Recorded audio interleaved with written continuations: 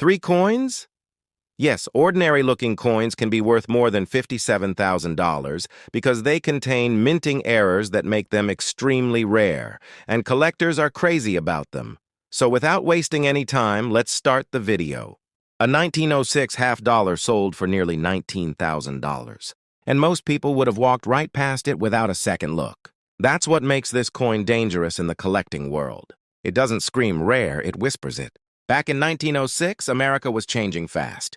Railroads were booming, factories were louder than ever, and silver coins passed through thousands of hands every single day. The 1906 Barber half-dollar wasn't created to become a treasure. It was built for everyday commerce, saloons, train stations, cigar shops, bank counters. But over a century later, a few surviving examples have become shockingly valuable. And here's where it gets interesting. Most 1906 half-dollars are worn down almost flat today. That's why collectors go crazy when they find one with sharp detail, unusual surfaces, or minting mistakes hiding inside the design. The coin itself was designed by Charles E. Barber, the same engraver behind several classic U.S. coins of that era. Massive steel dies-pressed blank silver planchets under intense pressure, stamping Lady Liberty on the front and the eagle on the reverse in a fraction of a second. But the minting process in 1906 wasn't perfect.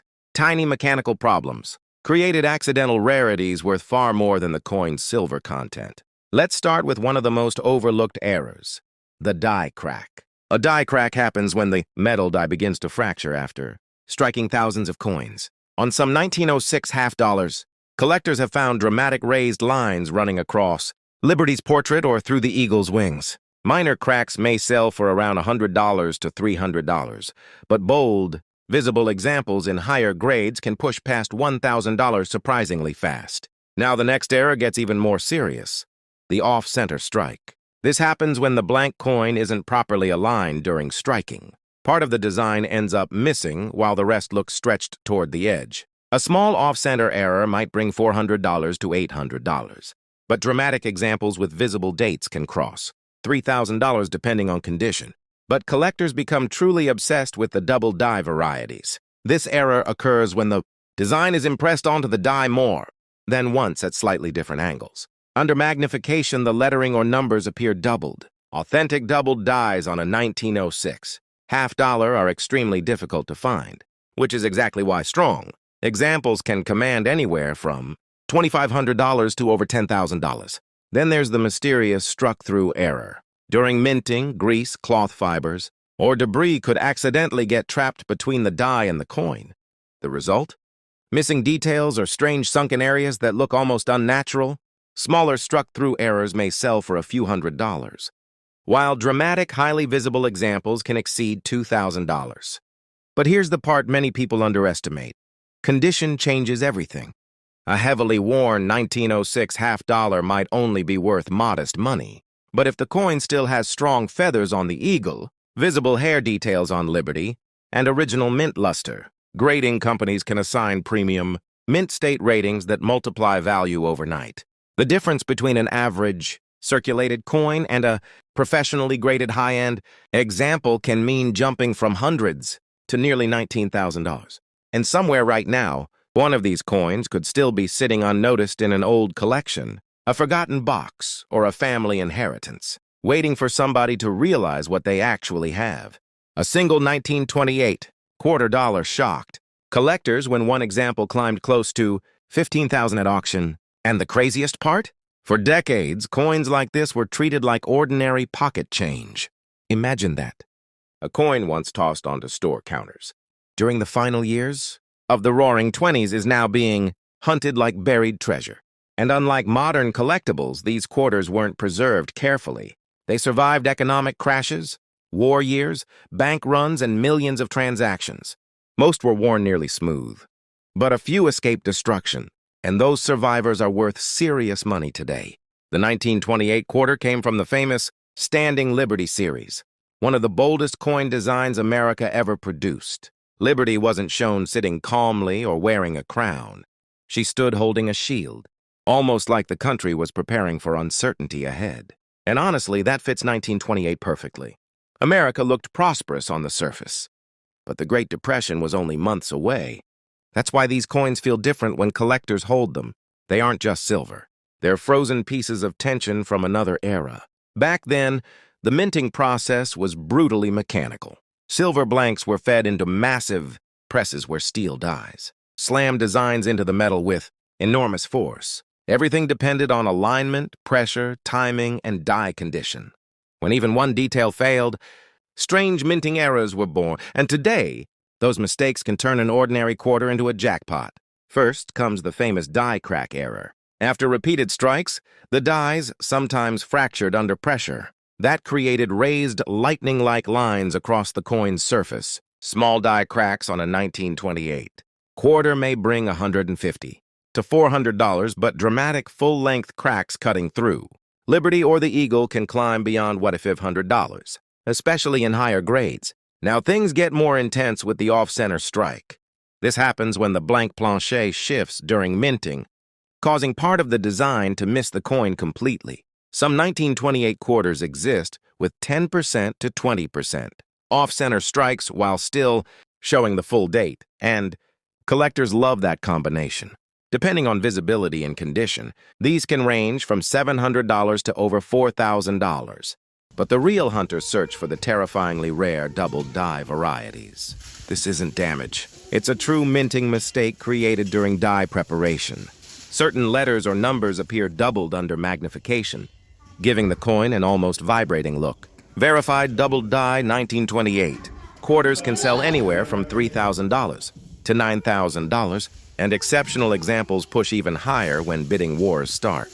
Then there's the mysterious struck-through error. Grease, dust, or tiny debris could slip between the die and the coin during striking. The result leaves missing details or strange blank patches that look unnatural. Minor struck-through examples might sell for a few $100s, but dramatic visible errors can exceed $2,500. But here's the secret that changes everything. Condition is king. A worn 1928 quarter with faded details may only attract moderate interest. But if the shield lines are sharp, Liberty's gown remains detailed, and traces of original mint luster survive. Professional grading can multiply value fast. One jump in grade can mean the difference between a few $100s and nearly $15,000. And somewhere out there, another 1928 quarter could still be hiding in an old jar, forgotten collection, or inherited box of coins, waiting for someone curious enough to look twice. A tiny 1916 dime once exploded past $23,000 at auction, and most people would have mistaken it for spare change. That's the trap with rare coins. The valuable ones rarely look dramatic at first glance. They hide in plain sight, inside old drawers, inherited jars, forgotten collections, and the 1916 dime is one of the most hunted examples in American coin history. Picture America in 1916. Factories were roaring. Automobiles were flooding city streets. Europe was trapped in World War, while the United States stood nervously on the edge of global conflict. In the middle of all that uncertainty, a brand new dime design entered circulation, the legendary Mercury dime. But here's what collectors know. The first year of any major coin design is dangerous territory. Early production problems, limited surviving examples, and minting mistakes can create hidden treasures worth life-changing money today. The Mercury dime wasn't actually Mercury. The figure on the front was Liberty wearing a winged cap symbolizing freedom of thought. But the public instantly nicknamed it the Mercury dime, and the name never disappeared. At the mint, the process moved brutally fast. Blank silver planchers rolled through giant presses, while steel dies slammed the design into metal. Over and over again, thousands of strikes every day, heat, pressure, wear, and when something went wrong, accidental rarities were born. Let's start with the sneaky die crack error. As dies weakened from constant use, fractures formed across the metal surface. These cracks transferred onto coins as raised, jagged lines. On a 1916 dime, smaller die cracks may sell for around $100 to $350, but dramatic visible cracks crossing. Liberty's face or the fasces on the reverse can rise beyond $200 in strong condition. Now imagine spotting a struck-through error. During production, grease or debris sometimes got trapped between the die and the coin blank.